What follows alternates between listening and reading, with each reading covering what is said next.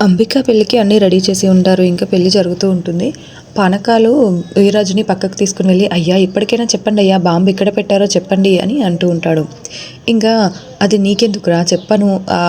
ఈరోజు ఎలాగైనా సరే ఈ విహారీ కుటుంబం మొత్తం నాశనం అయిపోవాల్సిందే. ఆ బాంబు పేలి అందరూ చస్తార్రా" అని చెప్తూ ఉంటాడు. ఆ మాటలు లక్ష్మి వింటుంది.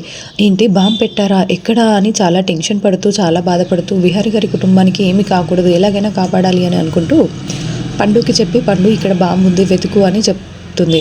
ఇంకా పండు, లక్ష్మి చాలా వెతుకుతూ ఉంటారు.